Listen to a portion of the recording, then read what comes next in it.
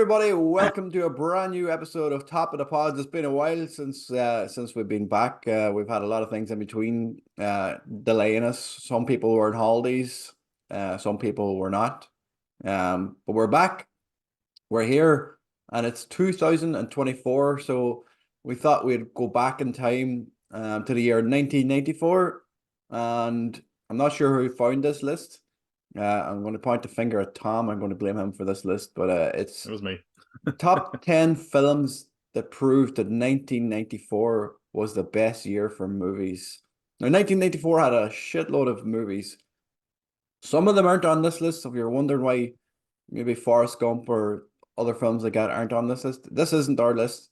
This is another website's list. I completely slipped my mind now whose website this. Collider.com. Collider.com. This is their list. So again, we say this every show. Don't blame us that we didn't pick this list. This is just a list that's on their website. So we decided we'll do this list and see how it goes. So there's a good few films in there that everybody should know. Some great films in there.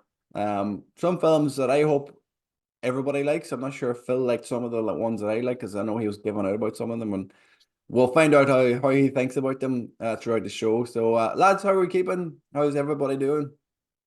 All good, just recovering now. So 3 weeks and my voice was fecked for 3 weeks. So I'm almost there, thankfully. Tom, you've been traveling the world. As always, I was in Philadelphia the week before WrestleMania because that's how I do it. Yeah, I saw all the advertising material and wasn't insanely jealous at all. And I just got back from kind of a bit of a road trip there around Northern Ireland. So yeah, all traveling here, all good, and yeah, excited to crack open 1994. Right, let's crack it open. Let's crack it open right at the top. Number one, well, not this number one on this list. This is a random list, but we'll start off with Pulp Fiction.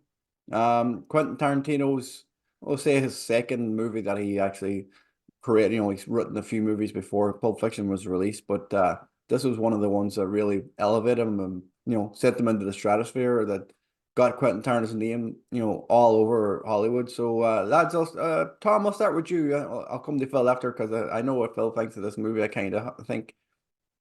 What I'm sure you've seen this film a few times before. What's your thoughts on it in 30 years since it was made? What's the impact of this movie been since? I'd seen it enough times that I actually didn't bother watching it for this list because it felt like not so long since I seen it again. I saw it in cinemas last year, I think. I think it's a really good film. I do think it holds up. As far as the legacy of the film, I mean, it kind of made us all believe that John Travolta could be a leading man again. And I think it's a great ensemble cast. I think that it really feels cohesive. And I think the other legacy is that there were so many Tarantino-ish films after this. There was a lot of kind of knockoffs and ones that tried the anthology structure that didn't really work. This still works for me. I think it's one of the better Tarantino films. I think for me it's between this and Inglourious Bastards for his best film.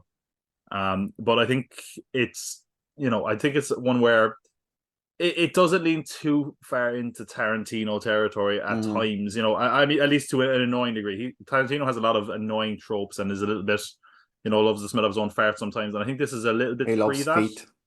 Yes, we get a little bit of that in this, but thankfully not as much as some of his later films.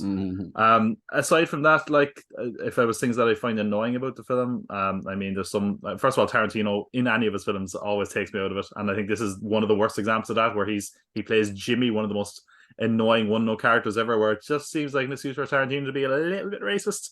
And yeah, aside from that, Bruce Willis's partner, when she's going on about potbellies, it sounds like Tarantino broadcasting his fetishes to the world. That makes me a bit uncomfortable. But aside from that, I do think it's still a really good film. I think the soundtrack is banging. I think there's a lot of great characters in this. I mean, obviously Vincent Vega and Jules are amazing. Right over there, I have a look of Samuel L. Jackson with a look of disgust from the scene in the diner at the end. Uma Thurman as Mia Wallace is great. I think this comes down to just an amazing cast.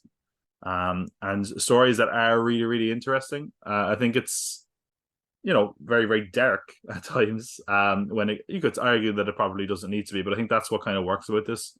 There is some kind of fantastical elements to it as well that I enjoy. And yeah, there's a real old school kind of Hollywood to this in some ways, and I think that's why the darkness in it works, because it really goes into an area that these classic Hollywood styles wouldn't go into. I mean, there's just shots in this that I really, really love. Like, I mean, even just when Mia Wallace is overdosing and they just the skidding of the convertible around the corner is so classic kind of Hollywood. Yeah, no, I think it's really, really good. I would understand if someone didn't like it, Phil. At the same time, but for me, I have it right up there. Let me double check my number now, because I think I bumped it a little bit. Yeah, for me, it's number 2, actually. It's up right up there. I think it's one of the better Tarantino films for me. Yeah, excellent. Phil? Before I go on, I'm just going to say I put it as number 5. I didn't absolutely hate this, but the Bruce Willis stuff doesn't work for me. I really couldn't get into that whole thing where they go into the shop and that whole thing with the gimp suit. It was just too out there and too weird. I don't know, I just could not get into it, but it does have amazing scenes with Travolta and Uma Thurman, and the thing with the shakes and the dancing. They're all that's cinema, like proper cinema. Can I jump in really quickly there? I totally meant that dance scene. First of all, is amazing. Did you know the inspiration for Uma Thurman's dance? He told her to model the dance of one of the cats in the Aristocats.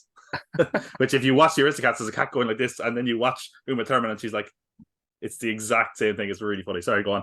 No, but it just felt too random at times, and and there was one point where I was kind of like, I think Travolta gets shot randomly. I say, and then they go forward to it again at the thing, and I'm completely just like trying to figure out where I am in it. And it was just, there was a point where I got lost.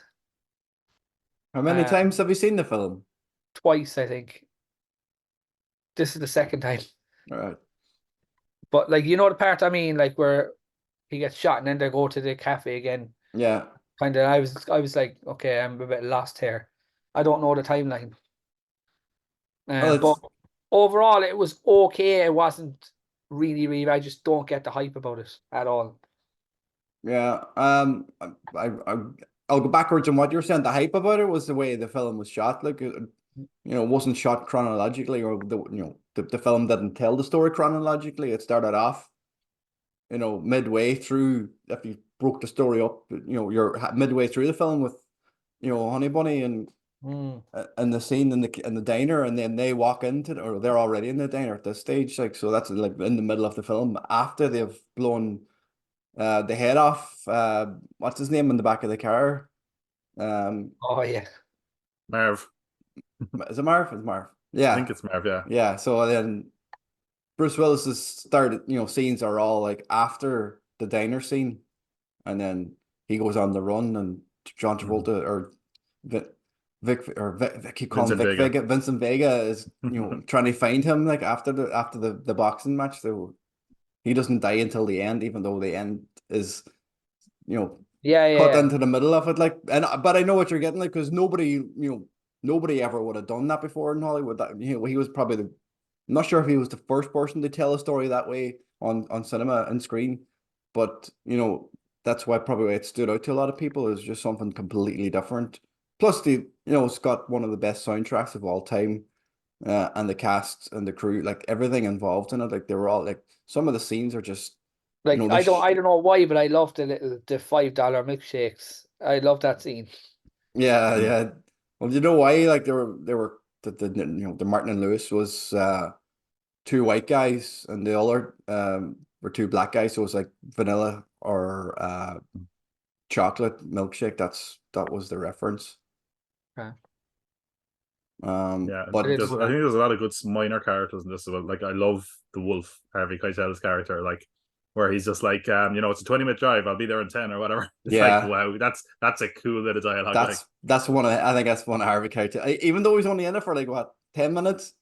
Yeah. Like, one of his best performances. He was. I mean, I think the only other person who steals the scene anymore in the movie is fucking Christopher Walken, when he's like, I put a watch up my ass, and you're like, what? Where did that come from? What a monologue! What a monologue!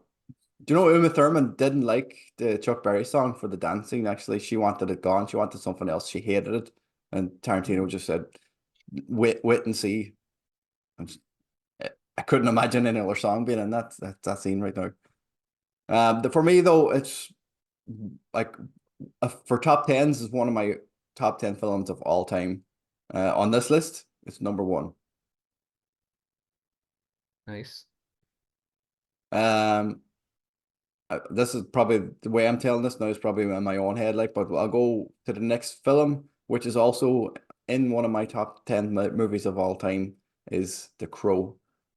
I'll start off with this one because this is one of the films that I grew up with, like as a young goth heavy metal rock fucking teenager in the 90s. This is the perfect fucking film for anybody who had long hair or painted their fingernails black or, you know, just didn't give a fuck about walking in front of cars when you were a teenager and just like hated life and hated your parents and outcast in school, whatever. Like, but this is an ideal film for that generation of people.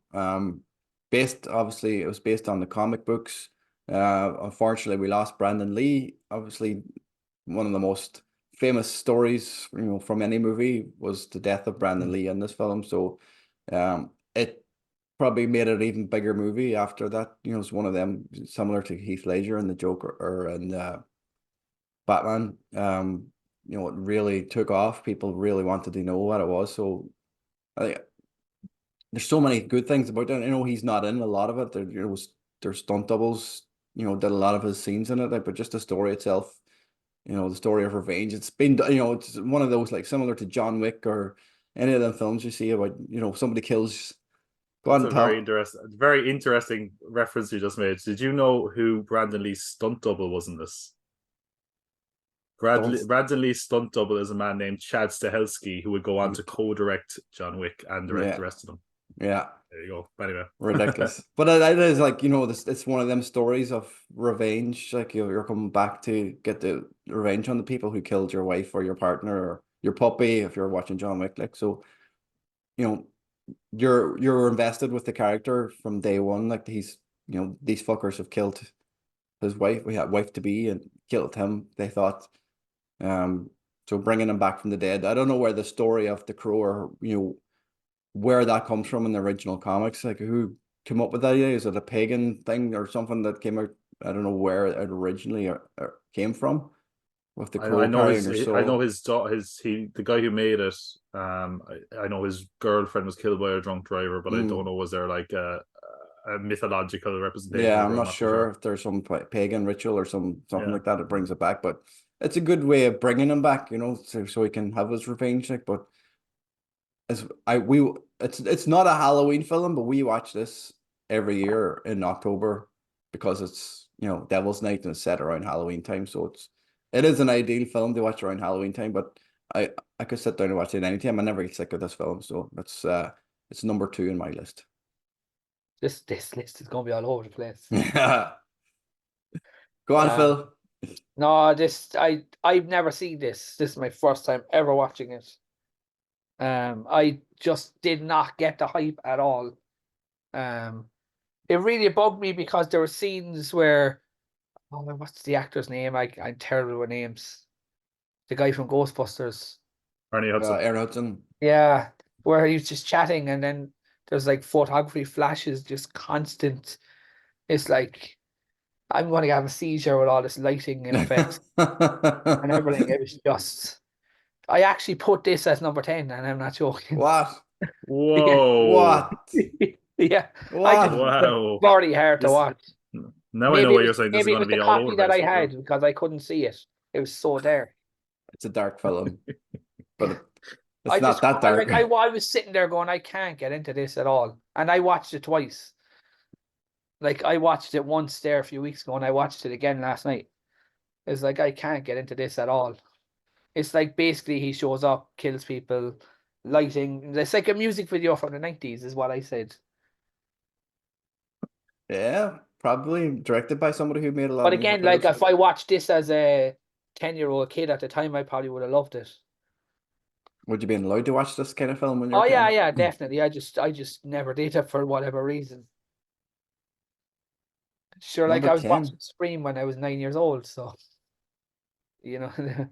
So yeah, but like I just could not get into it. I don't know what it was. there was a couple of moments I liked in it. But like other than that, it was just like even the start with how he just came to be from the thing. I was like, this. I know they kind of showed the thing with the deaths, and then it was just like, this is. I don't like using the word nonsense, but it was sort of borderline kind of. This is not good. I didn't like it. It's mad. Like I thought I'd really like it. It's just the lighting and everything. It just was too chaotic. It's funny because I kind of land somewhere in the middle between you guys. I like Phil. I did not grow up with this film at all. I only saw it for the first time a couple of years ago. I'd say this: I liked it more this time than I did originally. There's a lot of things I do like about it. I do think Brandon Lee is really good in the film. Yeah. I think it really is a shame. Obviously, like when anyone dies on a set, it's a real tragedy. But this was really going to be his kind of breakout role. But this was so unlucky too, wasn't it? Like the bullet. Oh yeah.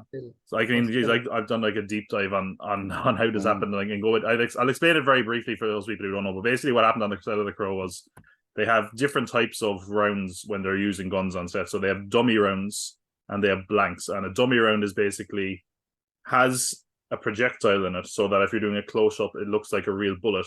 But they're meant to take out the gunpowder and the primer at the back of the bullet. So on The Crow, they took out the gunpowder and didn't take out the primer. So somebody at one point shot that, so the bullet ended up in the barrel of the gun, and nobody checked the barrel.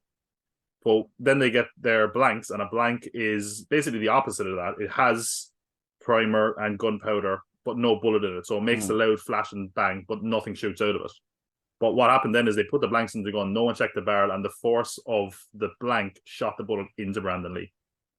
If you want to see a video explanation of it, there was a series on Shudder called Cursed Film that did an excellent version. It was the first time I really understood it. Tragedy, because this really was his breakout role. And I do think to a certain degree, there is a sort of affinity for this movie that I'm not going to say it doesn't deserve, but I do think it's elevated certainly because of the kind of dark aspect of Brandon Lee being killed and it leaning into the character. To a certain degree, it's not a nice thing to say, but I think it kind of is the case. I will say with regards to Phil, I actually did have the same note. I said often shot like a music video, which I think it is. And the guy who directed this, Alex Proyas, did do music videos before this. I mean, I love Ernie Hudson. I'm glad to see him do a role that's not Ghostbusters, so that gets a thumbs up for me there. It is definitely big 90s goth energy. I kind of, in that regard, always kind of I kind of pair this with Blade in my head. I don't know why they seem kind of like a good double bill. Yeah. But overall I like it. It's also got one of my favorite like character actors. What's his name? David Patrick Kelly, is that his name? Yeah, David Patrick Kelly, who is every movie he's in, he's just the whiniest arsehole, and he's always great at. If you've seen The Warriors, he's the guy that's clinking the bottles, going Warriors. If you've seen Commando, he's the guy that's giving Arnold shit, and then he gets dropped off a cliff. Him. Yeah, remember when I said I'd kill you last? I lied. Yeah, amazing. So that guy, every time he's in a film as well, he gets thumbs up. But yeah, overall, I think it is interesting, and I agree. I also have a note that I agree with Phil on. I said it really doesn't hold your hand with regard to the lore of the whole thing. It kind of just throws you in the deep end and hopes you're going to swim, and it does work for the most part. It's something that I feel it feels like dated in kind of an awesome way, but I don't love it. I think if I seen it earlier, I definitely would have more of an affinity for it. I mean, like there's a big shootout in the church at the end that he's just double fisting guns. It's kind of awesome in a kind of so bad it's good kind of way. But yeah, no, I would say for me it's right there in the middle. For me, it's number 6. So I like it and I get it though. Isn't it the kind of film that just goes once it goes, it goes? There's no stopping. Mm-hmm.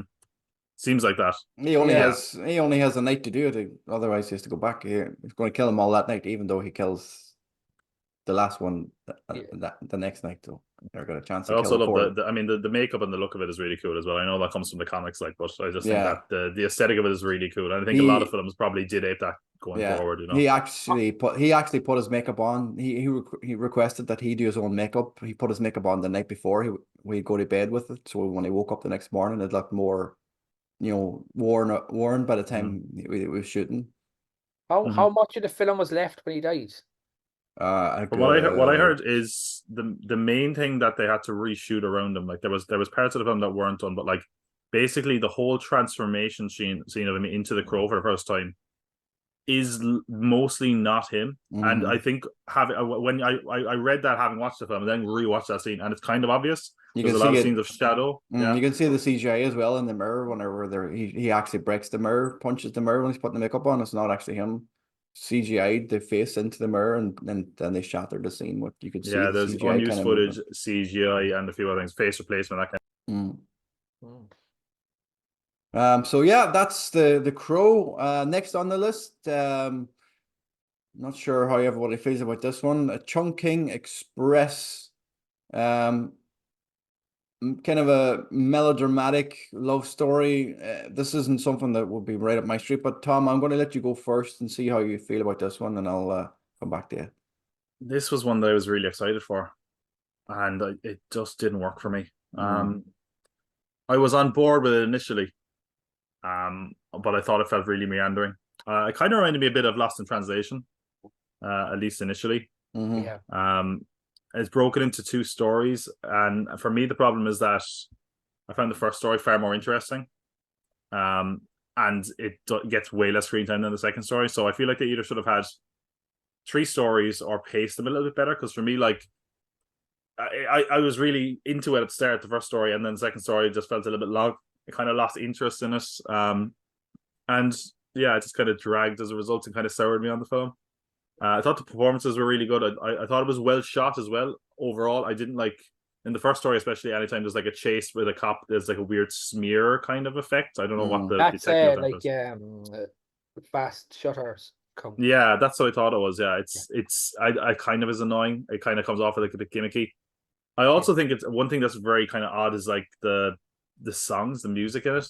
Oh yeah. Like I love California Dreaming. Who doesn't love California Dreaming? But like hearing it for like 9 times in a row, it's like Stop, okay, man. man. I don't want to Is listen it to like that. If I hear that this summer, I'm going to kill somebody. I heard it came on the radio today and I was like, change it. Yeah. But like Like, this has an IMDb rating of 8. Yeah. I don't know. I feel like this is like for some people it was probably entry level foreign film for some people, and maybe there's an opinion. I don't know. Maybe Yeah. that's a bit pretentious thing, but I I don't know. blame Quentin Tarantino for this one because he actually helped get this film distributed in '94, like to get it seen in a wider audience. So I'd say a lot of people who are Quentin Tarantino Okay. fans might have went to watch this because it's one of his favorite films. But no, Yeah. I mean, again, and even I mean, some of the music was good. Like they had the Cantonese cover of Dreams by the Cranberries that I thought was cool. But yeah, I mean, like there was parts I liked about it, but by the end of it, I was just kind of done with it. I think it needed a bit more refining. For me, it was right down the bottom. It was number 9. But yeah, no, one I wanted to like more, and they actually did in the end. So that's yeah. unfortunately the way here was. Yeah, number 9 for me as well. I can't really say much more than what you said. It just didn't work at all for me. I didn't see the point of it. I don't mind. I'm not against foreign language films, but when you have to read subtitles, you want to be reading something that's going to capture your imagination. Because the thing about subtitled films is you're reading the subtitles, so you're kind of missing, the top half of the screen. So you're trying to figure out what's going on by reading the subtitles, and that's supposed to lead you through the film. So if you have no idea what the subtitles, what they're talking about, you're missing That's out. like where Past Lives was so good for that. Yeah, absolutely. That's one, obviously it's too late for them to take notes on that, like, but something they should have took notes on is if you're going to, have a melodramatic film, which is 2 stories, you better tell it better be a good story, like, so it just not for me. I put it as number 6.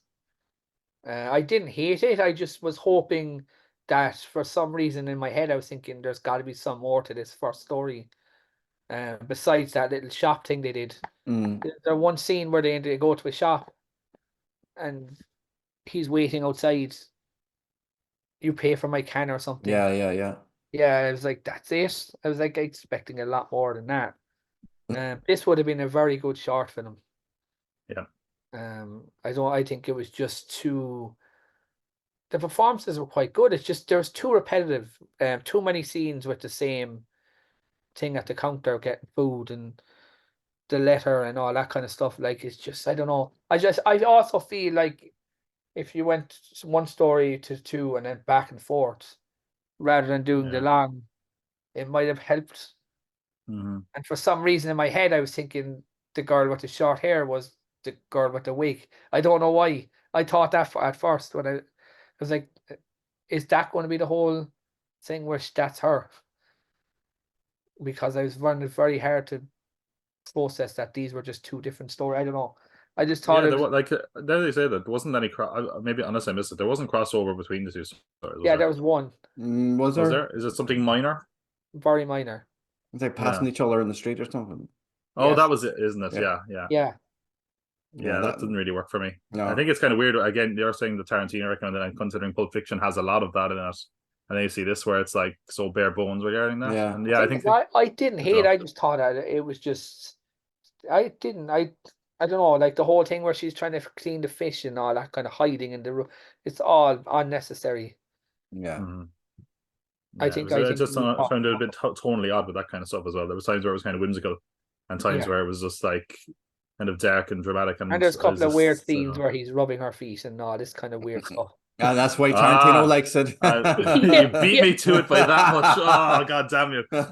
yeah. Oh, Next on the list, I'm not sure how Quentin Tarantino feels about this one, but I know how Kevin Smith feels about it. Clerks. Um, Basically, I'm pretty sure Kevin Smith when he made this film was pretty much based on his own, you know, day-to-day activities because he was working in the store that the film was made in. He would work from like 6 in the morning till I think like 8 or 8 o'clock or something like that at night time, and then he'd do night shoots until 4 o'clock in the morning for like I think it was like 60. And I can't don't quote me on this, it might be around 60 days straight of It filming. was all shot in film, so they had to spend, they've spent so money on film. Yeah, but they shot it at nighttime while Yeah. he was working in the store, so he'd finish up at 4 a.m., go to work at 6 a.m. and shoot, work until whatever time at night and then do the night shoots. So yeah, he's getting 2 hours sleep for the whole shoot. I can't remember, was it 28 days or 68 days Yeah, or yeah. whatever it It was. was about it was about 3 weeks. Yeah. yeah. So Clerks, the, I'll go on to it. I might as well keep going where I'm going with it. Like, we've all gone. I don't know how everybody feels about Jay and Silent Bob, like, but there's, the spin-offs this film has got has been something probably unexpected, considering it cost them fuck all to make it and nobody expected it to do anything, and then everybody, resonated with it. It's just a day-to-day life of, And he whoever. used like 4 credit cards or something to make this. Yeah, Yeah, he and he stretches his sold. debts over for credit cards. Yeah, he sold nearly all his comic book collection as well. They fund Mhm. it. It's a great story. The fact that Kevin Smith is who Kevin Smith is now, and he's Mhm. become such a successful director because of this film. It's a great film. I really enjoyed it. There was a lot of good films on this list that I really enjoyed. So this isn't as high up the list as I was expecting it to be. It's number 7 for me. But I really enjoy this film. Like, being only 2 places above Chungking Express isn't, really a good thing for this film, on this list. But I really enjoy Clerks. It's one of them films I've seen a few times, and going back and watching it again this time. It's been a few years since I watched it. I still love it. I still love watching a film, and I like the nostalgia effect of it. So yeah, Hmm. Phil. I thought it was only a fine. It was fine. I've never seen it. That's the first time I've ever seen it. And I've seen all the other Silent Bob movies and say Jay and Silent Bob films. I've seen Yeah, all, even the new one. I never ever seen this. Um, I thought it was just talky and boring. I put it as number 8. But it wasn't terrible. It was just something again that I don't see the hype about watching it now. But again, if I was watching it years ago, I might have. Because I yeah. know one of my buddies absolutely loves this film. It's one of his top 5, I think. Did he ever work in a supermarket I think or a he, store? I think so. But yeah, I was just watching it more. Then I was noticing that because they use film, that there's a lot of long shots. Hmm. They don't do much kind of close up mid shots. They just kind of keep it to 2 shots, and because they're trying to save money, I suppose. But yeah, like even just the introduction of them themselves, was very. I just thought it was very weird. They were just standing there and just like there's no proper introduction, is what I mean. But yeah, it was fine. I just didn't think it was brilliant. Con? Where did you have it on your list there, Phil? Sorry. Eight. Eight. Eight. Eight. Yeah, I'm a big Kevin Smith fan. Even though I can acknowledge that a lot of his films kind of suck. But I think, like, again, you touched on the kind of story there. I think, like, for someone like me, he's a very inspirational figure. As far as I think anyone who wanted to make a film, like he kind of did it. He just went out there regardless of debt and made a film. And again, it puts the amateur in amateur film. Like, I mean, it's very, very basic. I think, like, if this came out now, it wouldn't catch the momentum it did at the time. Yeah. But yeah, I would say, like, I really like this film. I would say this time watching it, I didn't love it as much. But I mean, like, I'm a fan of Kevin Smith. I'm a fan of Clerks.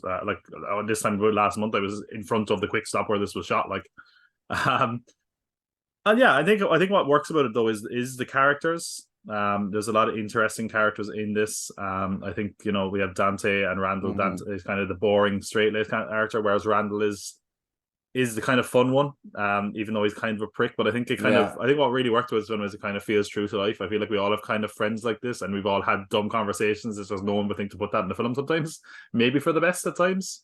Jay and Silent Bob, they're fun characters, even though, again, the context, you're like, whoa, what? And I think that works in later films a bit more, that they became these weird, I don't know, Abbott and Costello, Cheech and Chong kind of characters. But I think there's a lot to like about this. I think it's very funny. I think it's got a lot of memorable quotes and dialogue in it. It's full of all these just little strange parts as well that make it memorable. It is an odd film. I don't know, is it starting to show its age a little bit though? We're not 30 years removed.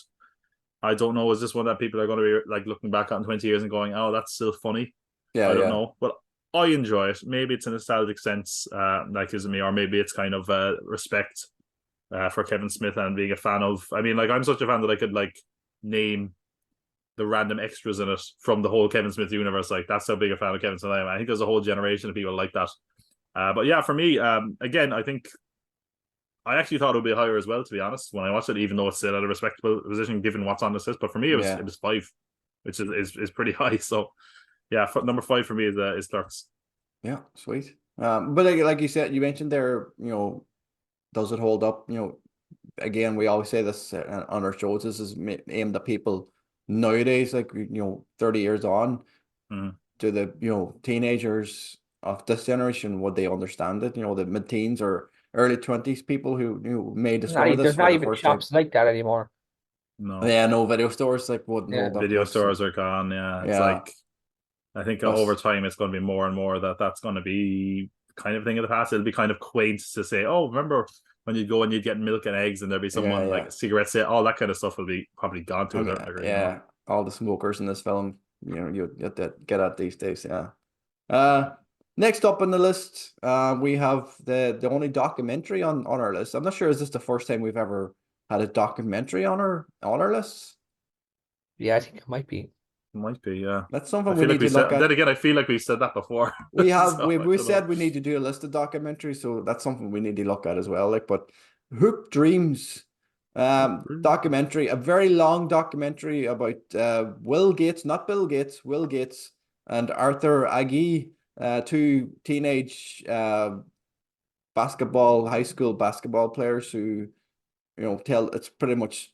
It's like 5 years of their life. They took 5 years of their lives and made this documentary following them and their journey trying to make it into college basketball and, hopefully for them onto the NBA and, take their families out of their lives that they're in and change their world basically. So the director or the filmmakers, I'm not sure where they found the 2 lads, how they originally found them, but they picked these 2 lads at random. I'm not sure if it was random or they picked them over anybody else that they went out looking for, but they followed them around for 5 years.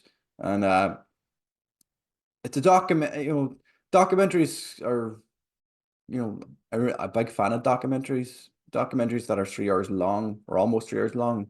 Not such a big fan of them, especially when you get to the end of this one and you have no idea what happens to the lads. You have to go, find and you have to go Google search and you have to go find what actually happens to them in the end. So Phil, Tom, anybody want to take this first? I'll jump in. Yeah. So Phil, you're gone. You're I keep going. Phil was muted No, I there. just Carry I just want to use the bathroom really quickly. yeah, go ahead. Yeah. on. Speaking of hoop dreams. Zing. Yes. Damn. You got roasted. Go on You'll have ahead. to find out what happens to Phil in a few years. Get the documentary crew after. Yeah, this is one again I'd actually seen. I saw this weirdly enough in school. I Oh, saw really? at least two of these films in school. Did you show it No, in school like to your kid? at secondary school, they just Oh, showed really? it to us. I can't remember what the 3 hour teacher was. documentary. Just odd that way. I think he was like teaching us religion or something, and he was like, "Watch Hoop Dreams." I was like, "Okay." So yeah, I people say it's like one of the greatest documentaries of all time. I don't see that. This started life as like I think it was a PBS documentary, so episodic on TV or something. Yeah, and it shows. Like 3 hours is a lot. Now I will say I did watch all of this in one sitting, but like I was kind of sporadically interested in at times. Yeah. There's lots of interesting stuff about the kind of college basketball system in it, and I do think the two lads that it follows are very interesting, and seeing their kind of setbacks and their familial lives is really, really interesting to watch. But you know, there's not. It doesn't feel like there's a lot of drama or tension in it. Yeah. I feel like a lot of people probably looked at it as like this groundbreaking documentary because it was so extensive and went on really long. And feels like something that probably wasn't done that often in the past, whereas now we have documentaries like that semi-frequently. Yeah. But overall it's like I didn't really love it. I can respect it. I was interested in it, but like you said, since it's just chronicling the lives of these lads trying to get into the NBA, it's only ever going to be a snapshot. Yeah. And because of that, it's not really fully satisfying. Yeah. And that is a big problem. Like I know we kind of get an end note of, hey, this is what this person did, and I looked it up on Wikipedia, like, but you had to go and Google search and to find out what actually happened. Which yeah, if you look at what happens to them after, there's a lot more that you could make a documentary on. The after the documentary would be a much better thing to watch, because some of the stuff that their families went through after this was heartbreaking. Like they went through a lot of shit afterwards. And I think there's like a lot of. I think there was like maybe an unofficial sequel or something some of the lads made. I don't remember. I remember hearing that a couple of years ago. I think they had something out. It was at the anniversary of it. I'm not sure if it was a sequel or not, but they definitely did something with the two lads met up. There was definitely some follow up. Yeah, I mean, I thought it was. I think it's a bit arduous, like, and it is interesting. It's tough to make something like that interesting though, for considering its length consistently. And I think they didn't do themselves any favors by having the narration of the most boring man ever. I don't know who that was. I think he was the director, I think I heard, but he's literally just talking in a monotonous voice, and you're meant to be like, this isn't really adding anything to Hoop Dreams or the documentary. So for me, I had it at number 8. Jer, where did you say you had on your list again? Yeah, number 8 for me as well. Number 8 for you as well. Phil, Hoop Dreams. I actually had it as number 9. Number 9, yeah. Do you know what? It's actually really good. I think they set out to make it a 25-minute thing. If they stuck to that, it would be amazing. Should have been something like that. Didn't they say they had like 250 hours of footage? Yeah, 5 years of footage, like, so whatever they shot for 250 hours worth. It was crazy. It's crazy. Like, the thing is, like, it was really good in places, but it was just too long, I think. Like the two lads were grand, like, but I think it was Williams' older brother, Curtis, seemed to have a more interesting story. He almost made it, kind of thing, and then he had issues, and if he told his story other than the lads, so I think it would have been a better one, him trying to maybe reinvent himself or do something. I think a part of this as well is, like, if they were making this as a TV show, like, they obviously picked these lads and they probably had an end point in mind just to give a snapshot of what that looked like. Yeah. And considering they were so committed to consistently filming them, they obviously had no idea where it was going to go, number one, but also it was like they obviously must have reached at some point being like, what is the actual story we're trying to tell here? Like a 3-hour documentary about what it's like to try break into the NFL, or not NFL, sorry, NBA. Mhm. Yeah. Is it massively exciting in itself? Not 'Cause when it's they're that just young either, no, because no. they're not going to get into the NBA at that age. They have to go through. They have to get into college first. Yeah. You know, they do high I school. think They have to go to a yeah. prestigious high school and play for a prestigious high school basketball team, and hopefully they get a grant or get, you know, whatever they get in America to get into college, a Yeah. scholarship or whatever, and then they Uh, hope to try and get drafted into the NBA. It's a but long and process. Like, I think that's what my problem is. Like, it kind of feels like the director or directors, I can't remember, was it more than one lad? It feels like they didn't have like a real vision for this. It was just film this and see what happens. And yeah, as a big long drawn out process of a chronicle of someone's life, it's kind of interesting. But I don't. It wasn't. Didn't feel Why really did feel it? Why insightful. was it You such know. a hit? I was saying this a minute ago. I think it might have just been because there probably wasn't as many documentaries that were mm, recorded over such time back then. Whereas now, like, I mean, I watched a documentary on HBO about telemarketers. That was that. I mean, we had loads of documentaries that are over years and years of footage. We had, I mean, speaking of basketball, The Last Dance was that. You know yeah, what I mean? yeah. So I don't know. Maybe we're just spoiled for options. Maybe it was probably groundbreaking when it came out, but I remember I saw a it holds up documentary there. about spelling bees years ago. I thought it was amazing. Yeah, I saw that too. It's can't remember what it's called, but it's yeah, I remember that. It was Was cool. it Spellbound? Is it? Was it? I think it's something like that. Yeah, yeah. You can say that for our top 10 documentaries. We'd have to do it now, I think. Yeah, well, documentaries are normally based on true life, and our next film is also based on true life. Ed Wood, Tim Burton's look into the life and times of again one of those B movie or one of those C movie or whatever you want to call the movies that Ed Wood made. Um, Phil, do you want to start with this one? Yeah, I put it as number 4. I thought it was really good. Loved the aesthetics of it. Johnny Depp was perfect casting. Um, it was really, really good, and Martin Landau was perfect. Bradley Lugosi for this Mm-hmm. one. Yeah, but like this is classic Tim Burton. Everything that you see from Tim Burton's films are all there. Um, I just didn't think that it was top tier. It was really good. I just don't know, something just didn't make it that, you know what I mean? Something just couldn't get to that next kind of thing. Like it wouldn't be in my top 3, but I put it 4. Bill Murray is also amazing in this, even though he's only in it for He very is short, very good, That's yeah. funny. Yeah, very, he's very great. Yeah. short time. Yeah. It's one of his best cameos. Yeah, he's got one of my favorite lines in the whole movie where he just goes, and where they're just watching a wrestling match, and he just goes, and I finally said enough is enough. Goodbye, penis, and all the people around him are just looking at him.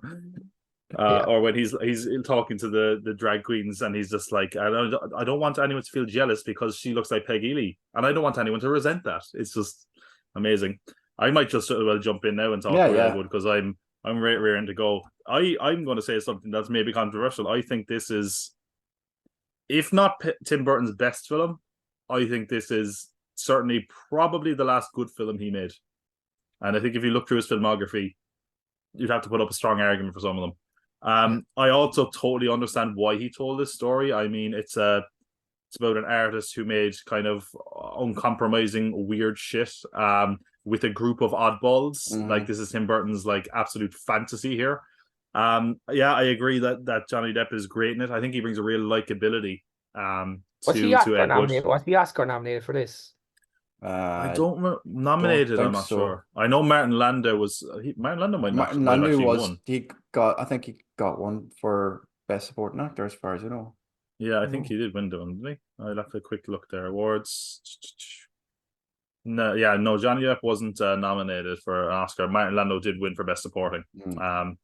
I mean, yeah, look, I love classic monsters. So having Bela Lugosi and have Martin Landau bring him to life is so great. I love like so many parts of that like where he brings up Karloff and he just snaps at someone when he answers the door to the kids dressed as Dracula. And my favorite line reading of maybe any film, and maybe not any film, that's a bit much, but when they're just in the car and he's going, "Oh, you're Bela Lugosi," and he just goes, "No one gives two fucks for a Bela." Just like, how could you not love that? He was Yeah, brilliant, no, yeah. it's great. Like I like the Ed Wood story is something really interesting as well, because he made terrible films, but he was someone who was so charismatically into making trash. He didn't seem to let things get him down. I think that certainly is a myth that's been perpetuated by this film. Again, I mentioned as well, Bill Murray is so great in it. I love the use of black and whiteness. I think like so many old black and white films were just kind of grey as opposed to black and white. This has a real kind of pop to the blacks and whites for me. That's the There's lighting. also The lighting. the lighting, yeah, is fantastic in it. Yeah, it totally brings. There's also has one of my favorite jokes where they're talking about which dress do you like, this one or this one, and then the guy happens to be colorblind, so for the joke to make sense, he's like, Yeah, "I yeah. like the slightly darker one." Like, They great. like they said the reason they shot it in black and white as well, because they weren't sure how to shoot Bela Lugosi in color. They don't know how he would look in color, so that's one of the Interesting. reasons they decided to keep it black and white. Yeah, I would say this is, of all the biopics of someone involved in film, this is probably my favorite one. I love all the weird characters. I think it's such a great snapshot of like that era of Hollywood, you know. And yeah, I watched a review of someone talked about this that I thought was so funny, where they were just like normally these biopics, like, you know, have their story and then it's like, and here's what happened next, and then it's like, Ed Wood died of a penniless drunk. That's like, oh geez, okay. But yeah, for me, funnily enough, as much as I'm far more glowing than Phil, it's actually just at number 4 for me as well. But yeah, Ed Wood, definitely one of my favorite Tim Burton films. Yeah, me too. It's probably top 3 or 4 Tim Burton movies of all time. I loved it. It's probably watching it this time. I can't remember the last time I actually watched it. It must be 10 or 15 years since I actually sat down to watch it. So it was like rewatching it all over again. I completely forgot George the Animal Steel was in it. You know, as a wrestling fan, you get to watch a film with wrestling in it. You know, you can't help but fucking smile. Like, oh, this is great. There's wrestling in a movie. This is a wrestling movie now, so I'm happy. Plus, you've got, you know, somebody playing Bela Lugosi, like, you know, Dracula, you know, old fucking Hammer horror movie, fucking Dracula movies. It's like it's so many flashbacks of my childhood. So that's one of the reasons that resonated with me. Again, like I said earlier, there's so many good films on this list. I wish it was higher up in it. It's number 6 on my list. Only, again, like I said, there's too many good films on this list that are slightly better. Like, but I think it's definitely fully deserving to be on anybody's top list to watch. I think I'd recommend it to anybody to sit down and watch it.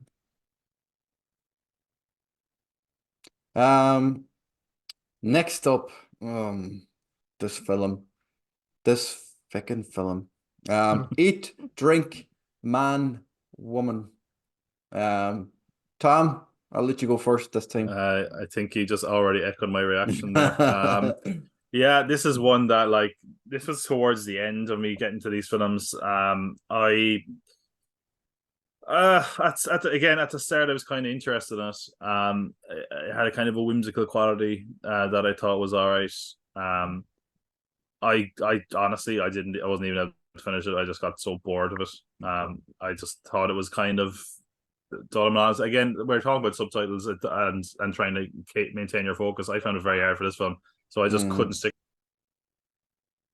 So yeah, by the end, I didn't even finish it. Like, I got mostly to the end and said I'll come back to it, and never did. It just wasn't really engaging to me. I found the story of the father being the chef kind of interesting.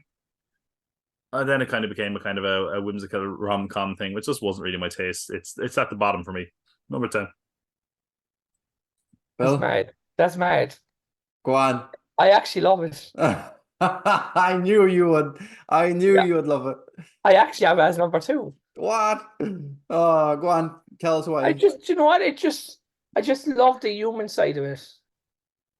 The whole fair. sisters bonds, and I don't know. And I was watching it. I wasn't focused on the subtitles. I was like, I can actually hear what they're saying, and I was just, you know, like, it was just, I was really, really engaged with it, even though it's, I don't want to say dull, but there's not a lot that happens in it. It's just, this is the story. This is what you're getting. But it was just really, really engrossed by the whole thing. I don't know. I just thought it was fascinating. I will say I do want to give it another go, because, like, this was the third film I watched that day. So I might have taken my sting away a little bit, but I don't Yeah. know. Like, I wish Ang Lee would go back to making this kind of stuff. The Ice Storm was another one that was really good. A few years after this, I think it was 97. But he should go back, like those ones there, Life of Pi and all these. They're unknown. Yeah, I he's don't like gone. any ones. He's gone past all that now. This is the only film he's ever made and based and set in Taiwan, like his Yeah. native country. Like it's the only Just time he's this is ever done it. just Like simple story, really good acting, and it's just yeah. That's all I can really say. I just think it's just simple story, really, really good acting, and yeah, really. I don't know. I just was fully engaged. I don't know what it was. Maybe it just hit me at the right time. yeah. It hit me If a lot if I harder watched than. this at 2 in the morning, I probably would have fell asleep. Just Yeah, you know. you shouldn't. If you're going to watch it, don't watch it on an empty stomach, because the opening scene's just going to make you want to eat and eat and eat and eat. That's probably the best thing about for me for that film was the opening scene with him making all the food. Because I was like, oh yeah, this here we go. I had no idea. I didn't even read any synopsis on this film. I'd never seen it before. Never heard of it. So going into it, I was like, this is the first scene. Was like first thing. I was like, all right, maybe it's about a chef and his love life or whatever. I don't know, but yeah, after that, then it just went downhill. I just There's a couldn't. couple of things that I found a bit shocking in it as well. There was a scene where is it Big Wen? Is that what they call him, Big Wen? Mm. He came into the thing and just sat down and died. Like he just sat down at the table and like he's dead. There's no big thing there. He just comes in. That was like me watching this movie. I just sat Yeah. down and died. It's like I welcome sat back down to work. inside. Welcome back to work. He sits down. He's dead. Yeah, yeah. It was number 10 for me in this list. I just That's mad. it's not again. Takes it's all nothing. comers, right? It's nothing against subtitled Yeah. movies because some of my favorite movies are subtitled movies and they I was just gonna say need. you and me both have the same problem where the two subtitle films are at the bottom of our list. But it's again, I guess I'm trying to say I don't have a thing against subtitle movies as long as there's something happening that I can Yeah, get yeah. a grip to. Like if you're reading subtitles, you're not watching half the There's screen, you're also watching the another subtitles. really weird scene in it where the dad goes away with the auntie's daughter. Yeah, bit odd, right? Fucking weird. But That's then like the the end auntie sequence. like collapses and faints. It's so weird. Yeah, it was And it's strange. supposed to be a comedy, right? It's listed as a comedy. It's not listed as a Drama drama. comedy, yeah. Yeah, Mm, yeah. Yeah. I didn't mind it. yeah. More family drama on our next movie. Once We're Warriors. I'm going to start off with this one. I thought this film was absolutely amazing. Um, I heard about this film. I've heard about this film a few times, and I've never actually sat down to watch it. This is the first time watching it. I'd seen clips of it before online, but some of the acting in this film was absolutely fantastic. Um, some of the scenes, nothing against people like, but the domestic abuse scenes were so hard to watch, but I just didn't want to take my eyes off it. The acting in it, some of the stuff that they were doing, it was mental, and the stories throughout the film with the family, the daughter, and Jesus Christ, that end scene was something. Jesus, I was like, fuck me. Absolutely loved this film. So many watching it now, going back and reading into it, the trivia on it, and reading up stories about it. It was just like, Cliff Curtis, who played Uncle Paul, still to this day, it haunts him. He never lived down playing that character, which is like, crazy when it's 30 years later and it's just a character in a film. Like, it's not based on a true story. Like I'm sure, there's probably shit like that happens in the world, like that, I haven't been privy to, like, but you know, fantastic film. Number 4 on my list. There's just a few films that were slightly better than it, but I just absolutely love it. I definitely go back and watch it again. Tom? Yeah, this is one that I'd heard of, but I knew next to nothing about. I thought it was really excellent as well. It's definitely like a little bit heightened as far as the drama goes, like it's maybe you could probably say it's a bit overly dramatic at times. As far as what's going on, it's drama to the extreme degree. But I also think it, like kind of like The Crow. I think there's probably a section of people that probably took the wrong message and meaning from this and model themselves a little bit after, especially Tamora Morrison's character. He was just an absolute monster in this as Jake. Boba Fett. Yeah, well, that's it. It's like when you look at this, like he became Boba Fett, and then later Jango Fett, and then later Boba Fett. And then also Rena Owen, who is also in this, was also in the prequel trilogy. Yeah. But yeah, he's terrifying in this. And at first you're not really sure what to make of him, but God, the domestic violence scenes in this are really so fucking upsetting. It's a movie that I think had obviously much bigger, reverence in New Zealand and within the Maori community, and it's like I think this is something that a lot of people should check out, absolutely, because I think it's one that's gone on the radar. I know there's a sequel. I've heard the sequel's not as good. But I would check it out because based on the strength of the performances in this, and Rena Owen is amazing in this as well. She like steals the show. It's a really tough to watch for them at times. There's a lot of upsetting things in it. But as much as it's kind of a Maori crime story, it feels like it could be the case for a lot of people in this kind of situations. Yeah, it's a really strong film. I like the way it was shot as well. It had a kind of a sort of grit to it that I enjoyed. I mean, the look, of course, is amazing as well. Of the kind of Maori biker crime gang kind of look was really, really impressive. But yeah, really distressing film. As well. It was a tough to watch at times, but I was really engrossed in it by the end. Again, I think it's a case where there are a lot of films I enjoyed on this list overall. I was battling between number 6 and number 7 with this one. The Crow got number 6 eventually, but for me, it's number 7. But I would say it's a really strong number 7. Yeah. Definitely, I would recommend checking it out to anyone who hasn't seen it. Once We're Warriors, really, really good. Yeah, I actually were the exact same. I put it as a strong number 7 as well. That scene is horrible when the mother comes back and out the back, and this like I was just lost for a while. Like I've never seen this, I never heard about it. Just seeing that anguish on her face when she went out the back garden and saw the daughter, horrible. It was, you know what, it was, this probably would have been higher up if it wasn't so hard to watch. There was times where it was very difficult, very raw. Also as well, when Tom was on about the grittiness and the style of it, I think they didn't use any lights. I think they just kept it to sort of minimalistic. This is the atmosphere. This is what we're getting. But overall, it was very hard to watch, and it was tough going. Yeah, I think natural lighting may be the wrong word, but like the scenes where they use the lighting of the clubs, it makes it so intense and brooding. Like, I think it really, really works.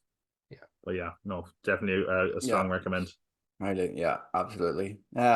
One family to another family. This time, a family of lions. The Lion King. Can you feel the love in this movie? It's fun. Go on, Phil. How was Oh, your it's fun. Like how was the your Lion music King is fun, experience? even holds up. I think it holds up.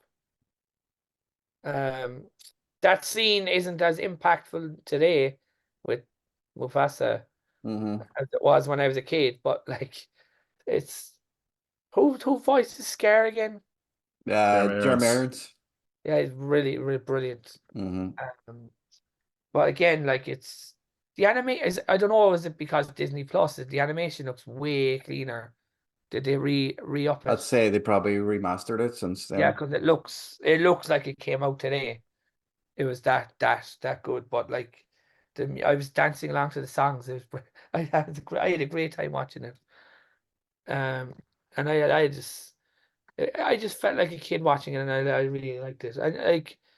The only thing that kind of bugged me, and it always did, even as a kid, the monkey and the dust. Like how was that possible? I was trying to get my head around it. How was this kind of blowing the dust, and then he's alive. We know he's alive. It's like, yeah, but no, I put it as number 3. It's fun. It's one of the better ones that came out around that time for Disney. I think it's one of the best films Disney has ever made. The fact that it was a B on their list because they were making Pocahontas at the same time, and they put Yeah. all the time and effort, all their the A team went to make Pocahontas, and they sent the B team to make this, and this outdone Pocahontas by hundreds and hundreds of millions, and has lived on for But even generations. then, And now there's still another one coming out this year. So yeah, the remake did it, the live, you know, The live live action action was anime. just like I know. pointless, just money grabbing adaptation of this film was just the same thing over and over again, just so it didn't really make sense. But as a movie, as a cartoon, and in the 90s, this was phenomenal. It was, yeah, it had the soundtrack, the Elton John songs at the start. He only, I think the Can You Feel the Love Tonight was only like 10 weeks before it was released, because he saw a preview of it, and that song wasn't even included in it. The love song throughout the movie was something else, and he didn't like it, so he wrote that and had it released before the film came out, and won an Oscar for that film. Like 10 weeks he had it done. But it's a tragic love story, really. If you look at a cartoon, like, it's telling the tale of him trying to be the next king, and his dad dying, and his uncle chasing him away. And it's been done over, it's been done a few times since then. We've had fucking Black Panther pretty much where, steal everything from it. But it's one of them films that you watch over and over again, you never get sick of. It's number 5 for me. Bill, where did you have it again? I had it as 3. Yeah, I don't think anyone could ever get me to turn on this film. This is, well, I don't mean turn on, I mean like go against it. This was the first film I ever saw in cinemas. And as soon as Mufasa died, I shouted loudly to the cinema, "Simba's daddy's all dead," as my parents love to remind me. Where I must have been only like 2 when I saw this. I probably know most of the film off by heart, dialogue included. And it's that thing where I remember they re-released it a couple of years ago in cinemas. And I hadn't seen it in a long time, and it held up. And I think it still holds up now. It's like, I mean, the songs are really good. There's a really, really great music in this. I mean, I especially love Scars, like Be Prepared, which is just amazing, which I only found out a couple of years ago isn't all Jeremy Irons. Jeremy Irons has there's like, say there's 3 verses in the song. The last part he goes, "You won't get a sniff without me," and he blew his vocal cords. So they got Jim Cummings to do the last verse, who was the voice of like Winnie the Pooh and all this Yeah, shit. yeah, Like, yeah. and when you hear it then and re-listen to it, you're like, oh yeah, it does sound different. But I think the animation is really, really good. The soundtrack, as mentioned, is really good. I think one minor thing that I really like is the scale of the film. It seems really big at times, the way it's framed and drawn. I also think I think Mufasa scene, as much as I've seen it, it still works for me. It's still sad. Like, if I need to get a bit misty-eyed, I can overanalyze it and think about it, and I think it'll get me there. Like, and again, the fact that you saw a body in a Disney movie was a big deal at the time, like, because we'd all seen like Bambi's mom get shot off screen, that Yeah. kind of way. But yeah, I think like the characters are really good. Even Zazu, who's a little bit annoying. But yeah, I think it's really, really good. There's a real emotional resonance to it. I think it's a gorgeous film to look at. Again, it tips its hat to Hamlet, obviously, and Kimba the White Lion I've never seen, but I know everyone says it rips that off. But I think everyone's was ripping this film off afterwards, and they're still milking it right to this day with those live action but animated films, and hopefully the new one is better, because the last one broke my heart to watch. I watched it on my birthday, and it pretty much ruined my birthday, to be honest. But aside from that, like, I mean, I love the score of the film is really good. Everyone goes on about the songs. The score is really good. That one moment at the end where Pride Rock is just decimated, and he starts walking up, and Rafiki says to him, "It is time." Oh, goosebumps every fucking time, man. I love it. Yeah, this is number 3 for me. And to be honest, like, it could have been you could have talked me into putting this number 1, and I wouldn't have been mad. Like, I loved this film when I first saw it. I still love it now. I think it holds up amazingly well. Yeah, it's great. We're down to our last film. Are we saving the best for last? We'll find out if the lads like it. Shawshank Redemption, or as they call it in different seasons, Rita Hayworth and the Shawshank Redemption. Phil, I'll go to you first. What's your take on this? I put it as number one. This is probably my favorite ever film on Hope. On Um, Hope? yeah, it's so well done, and like Yeah, the opening scene where he's sitting inside the car, it just makes you question things like, did he actually do it? There's just subtle things like that throughout, that kind of keep you kind of on edge. Like you're not fully sure of where it's going. yeah. Um, and even now, I still don't believe the story about your man just telling him. I I just try not to think that. Though I don't think that happened, but that's just me. You'd Um, be surprised what people will say when they think they've gotten away with something. yeah, and just how rootless that the General Ward was. Um, just how rootless he was, and Yeah. make them do all the taxes and make them just everything. It's probably the most human film I've ever seen. And Morgan Freeman is outstanding in this. Mm-hmm. Yeah, highly. I think it has like a 9 point something IMDb rating. It's probably I, justified. I did want to say that as well. This film and Pulp Fiction are both in IMDb's top four films, I think, certainly in the top 10. Yeah, This is the yeah, Yeah. highest rated film on IMDb. yeah. Yeah. Still It's to this it is day. phenomenal. It's phenomenal Mm. filmmaking. I got really really emotional when the old man got released. Brooks. Yeah. Because yeah, Brooks bro. was here. Yeah, it's just like even just letting him out and he'd nowhere to go because he's been in there so long, and just being released to the world after 50 years of being behind walls. It's just mental. But again, the only thing I wasn't fully aware of, I don't know if you know, but how long did it take him to dig out?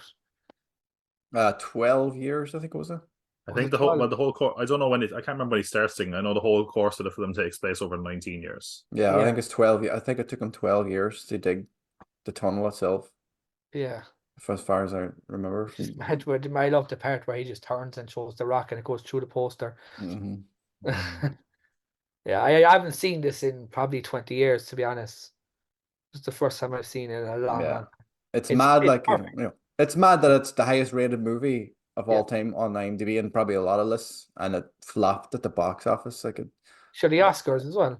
yeah, it got nominated but didn't win it. Still the highest rated film of all time, but it's the first film out of all of them, probably the only one that has never Is it won an because Oscar. of Stephen King and classed as saying the horror? I don't know. Hmm. I don't think. I think the I'm not sure it was it to do with the marketing side of things. It wasn't marketed It properly, was and really overlooked at the time. It kind yeah, of like it's so almost a many miracle. films. It's a miracle that it kind of got the respect and reverence it did, Yeah, considering how it started. it got a lot of attention after it came out in VHS. Like they put Hmm. it back into the film, and after it got nominated for Oscars as well. It's And mad too it, because it feels like a true story, doesn't it? it does, Yeah, yeah. But it's like it's one of them Stephen King films that oh, it's not a Stephen King film. It's written on his novel. Like he only got 5 grand for it, and he actually didn't even cash the check.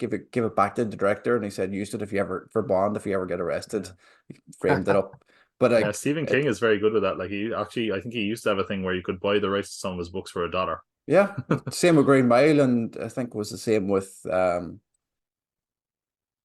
uh I think there was something else. He didn't even take a royalty check from it. Hmm. Was But it like it was one of Stand them By Me or film. something like that? Was it?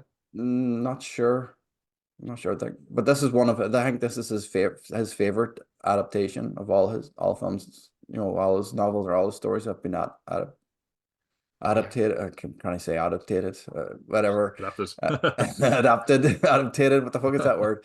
Um, but yeah, it's a fucking. It's just one. Probably watch it at least once every 2 years. One of them yeah. films you can go back and watch and never get sick of it. You just love, like you said, it's a hope film. You love seeing them getting away with it, and the scene at the end with their meeting on the beach is just like Like yes, even the whole thing, all things throughout where he's switching books and he yeah, walks out with the shoes. I love that scene yeah, it's where he walks out brilliant. wearing his Yeah. shoes. Yeah, it's such a great story. Like I'm not sure how much of it they changed for the movie compared to the book. I can't. I know I read different seasons about Isn't that fucking. book like 500 pages or something? Well, I it's think so. different The book seasons. It's is the book is four. an anthology. It's Yeah, four it's an stories, anthology, and 4 stories. 3 of them were made into movies. Yeah. So there was Well, Apt Apt Pupil, Pupil. which became Apt Pupil, which was a Bryan Singer directed film. Mm, The Body became Stand by Stand by Me, Me. Yeah. and Rita Hayworth in the Shawshank Redemption. I Mm. can't remember the other one. I don't think the other one has ever been adapted. Was it? No, I can't Something like remember. Lee's or something. I can't remember. I'm I not don't know. sure. But yeah, it's definitely, it's up there for a reason. Like it's a list that we could have done as well as the top 10 Stephen King adaptations Oh, that we someday never for thought sure. of. But we'll have to watch Shawshank all over again. Gladly. But Gladly, yeah, absolutely. number 3 on my list. Yeah, the other story in different seasons is called The Breeding Method. Yes, that's sort It's of the winter story. yeah. Again, this is one of these films that slipped me by for years. I saw this in school as well. I was actually kind of a running joke about people who went to my school that like you saw the Shawshank Redemption if you went to my school. Like, it's amazing. It's one of those films that like anytime I watch it, I forget how good it is. It's the performances are so good. Morgan Freeman is amazing in this. Just his narration, is His it's so voice. it kind of created that kind of trope, but it's just so well done that it doesn't bother you. Like Yeah. Tim Robbins is fantastic in it, and I think like the as Phil said, it's a story of like hope and the human spirit, even though there's moments that are so much of a downer in it. Like like him fighting off the sisters is really really really sad. Yeah. And I love how they don't really they like they do exactly as much of that as would be tasteful, and but they also don't shy away from the reality. Like when just having Morgan Freeman say, "I wish I could tell you Andy fought the good fight, and the sisters let him be, but I can't," or something, to that effect. It's just so powerful and well done. I mean, everyone in this film, like performance wise, just plays the blinder. I love Clancy Brown. I love. I mean, Brooks James Whitmore is great in this. The prison warden, Bob Gunton. It's just so good, and I think what's really good is like obviously nowadays everyone knows he breaks out of the prison. It's like when you watch it the first time, you kind of buy into the Andy Dufresne character of just being this like up with people, making the best of his life, and you never really know did he do it or not, and that's what's kind of interesting. And then when he does break out, you're like, oh shit, and how it all works out for him is so satisfying. Like that end kind of montage of how he broke out, like crawling through the river of shit, like as getting redemption and salvation in the rain is like so damn satisfying. I don't know. I could probably talk about how great this film is all day. I think it's amazing. It's a number 1 for me. I'm not surprised it's number 1 on IMDb. I think it kind of deserves a spot in the conversation. I think it's one of the best films of all time, quite honestly. And yeah, I also want to watch it again now. Just talk about it. Like, I think it's great. Absolutely. Yeah, that's our list, lads. Tom's on calculator duty tonight, so he's going to have I to. have the calculating done, and Oh, for the already, first have time, it done already, just like that's that. right. Yeah, we don't need Liz. Take that, We Liz. don't have no short musical interludes or nothing in between. No, I mean we can, but I feel like we might need to do something in between here because for the first time ever, I believe, in Top of the Pod's history, we have a tie. A tie.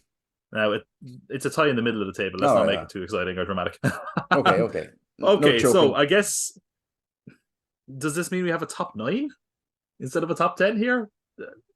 I guess There's still 10 films. Unless you guys want to do it rock, paper, scissors. I won't tell you which ones you're fighting for. I'll just assign you in my head. Go for it, Phil. Right. Go on. When you're ready. Rock, paper, scissors, shoot. That was a tie, was it? Yeah. Go on. Rock, paper, scissors, shoot. Oh, what have you, gosh. paper? Oh, I thought it was a rock. Oh, you go, Jesus. Phil wins. Okay, so okay, I'll tell you what that meant. I'll tell you what that meant in a sec. Okay, so our top 10 list. We're starting off with number 10. And unfortunately, it wasn't a 3-pointer for this one. Hoop Dreams is our number 10 right there at the bottom, unfortunately. But hey, it's not always going to be the case that a 3-hour basketball documentary is going to stick the landing. Not quite a slam dunk. Anyway, number 9, coming in fast and furious. It is an express after all. Chungking Express came in at number 9. Not everyone's cup of tea.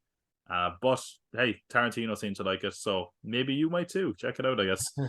Number 8, another subtitle film, Eat, Drink, Man, Woman. I didn't just have a stroke. That is the name of the film. That came in at number 8. Number 7, it's not even supposed to be here today. Clerks came in at number 7. In a row. Haha, get us quotes and references. Caw, bitch. Number 6. The Crow came in at number 6. And that was where our tie emerged. Once Were Warriors and The Crow had the exact same score on average. And I assigned The Crow to Jerry because it seemed more than appropriate. And because he was this big champion. But unfortunately, because of the Rock Paper Scissors, it's an asterisk. But anyway, we're still going to say that The Crow was number 6, and Once Were Warriors, those tough Maori lads, number 5. Now get the man some fucking eggs. Number 4. Not a great director, but certainly he can say there's at least one good film that he's involved with, and that is Ed Wood coming in at number 4, and that brings us into our top 3. It Felt the Love Tonight, The Lion King, came in at number 3. And number 2 was Pulp Fiction, meaning The Shawshank Redemption is our number 1 film of 1994. Well done, Rita Hayworth and Stephen King. Absolutely, yeah. There we go. They'll all be happy there in Shawshank. Something to celebrate. Hopefully they're playing this over the speaker from the warden's office. Lads, what do we think of our list? What do we think of these 1994 films? How do we feel our ranking went? Yeah, I think not a bad list. Yeah, no, it wasn't. Yeah, there was a few. There was a few that we could like wipe out. Like if you look at the list of films that we said that what it's called. This list proves that 1994 was the best year. There's a few left out on there. There's loads of movies. Like Forrest Gump wasn't in there. Leon. Four Weddings and a Funeral, if you're into that. The Mask, Speed. Like this is just the top 10 box office ones. Like Dumb and Dumber. Like I'm not saying these are the best films, but look, that 1994 was a big year. Forrest Gump. Yeah. To be honest, when we started this, I thought Forrest Gump was on the list we were watching. I thought it was too. I was like, where is it? Like National Born Killers, something Tarantino. I never liked that film. It's good they left it off. So I don't know. It's definitely. You don't like Tarantino, do you? No, not really. Well, top 10 Tarantino films when he decides to make his last film. We're making that next month, so are we? What are we doing next month? So, as we were talking before we started recording, we're looking at a couple of lists for the rest of the year. There's a couple of them. I think we're a documentary. We might top 10 documentaries. I think after this list, a documentary list is probably needed, considering. I don't know if anybody's feeling up to watching any more documentaries after watching Hoop Dreams, because it kind of like took 3 documentaries in one. We'll have to make sure Hoop Dreams isn't on the list because there's a good chance it could be. No, I doubt it. We could either do that or top 10 film based on real people, like not. That's not a bad one yet. Unless Ed Wood pops up here. And then we could also do, like we said, we could maybe Halloween time we'll do the top 10 Stephen King adaptations, because it might be a bit more appropriate that time of the year. That could be good. But stay tuned. Stay tuned. We'll see what we agree on, and we'll be back at the end of June for another list to give us some time to watch all these films. And Tom, you're obviously in your school holidays by the time July comes along. Have you plans? Are you going away? I am going away. I'm going to at least do a week in France. I'm going to London in June as well. But aside from traveling, I'll be working away on the channel. I have a lot of things I'm hoping to get done over the summer, and a bit before. I mapped out every bit of content I want to make for the rest of the year last week. And if I get half of it done, it's going to be a very good year. So be sure to check out Pop Gold Pod. Tom, thank you very much for coming on. Phil, how are we looking? Are we close? Is the movie nearly ready to be reviewed? Steve is right now. Steve, my buddy Steve, is 2 weeks out from finishing his college course. Once that's finished, all good after that. We just need to do 1 or 2 more shots. We actually need to pick up shots. We have to film. So I think Steve said he'd be finished. What date is it? 9th, about 2 weeks time. I think he's finished because he lectures in St. John's film course. Yeah, so once he's finished that, we'll get it done in probably a month. So June. We're hoping June. Oh. And have we an idea of a release date? Do you get how October. does it work? October is the goal. Do you get to pick the release date, or is that something that has We to do, come? yeah, Oh, we yeah. do, yeah. So We do. are we maybe a location somewhere in the city? We wanted it to be an Indie Cork. Right. But I don't know if their deadline will be closed or not by the time we finish. But the Arc Cinema is where we really want to host. Yeah. Where we really want it. Yeah, there's a lot of work went into that one. Right now, though, besides that, I'm doing some ghosts hunting kind of show at the moment, so I'm editing that. For the good people at Ghost Era. Oh, really? Yeah, so we kind of went to a few locations. The All Clock Tower. Yeah. Um, Did you see anything? I haven't seen anything in that one. Be honest, Phil. You be putting in sound effects or ghosty sound effects. Be honest right now. Under oath, right? Yeah. This is a more realism type one. Live show. We're not out to fake anything. Yeah, yeah. So There's no orbs 3 floating episodes. around. We did one in Kerry, and we did one in I can't remember the name of the airport. Kilmallock. Oh, yeah, yeah. Yeah. Limerick, yeah. In the old cinema down there. Yeah. Yeah. So we were there. We did all those 3 episodes. It's the editing on them is mad. Is it a night shoot, like, or They were day and night, yeah. yeah. Long night, was it? Or did you stay up till It hours? wasn't as long as we thought it would be, no, but it was just to get this long trek down there. But yeah, like they're going to be 50-minute episodes that they're hoping to be on Plex. Oh, yeah. Yeah. Sweet. So Look, later let this us know. year, hopefully. Let us know when they come out, so we'll have a look out for them. Yeah.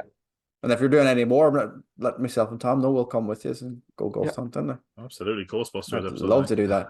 Yeah, you wear the Ghostbuster suit. There we go. Yeah, what's makes me feel good, baby. As long as you're not sliming everybody, you'll be all right. I've been accused of that before. Lads, always a pleasure having you on. We'll be back at the end of June, and keep come subscribe to ourselves, to Tom and Deep Red Productions, and keep an eye out to all the channels for more updates and more shows. But until the next time, lads, have a good one. We'll see you soon.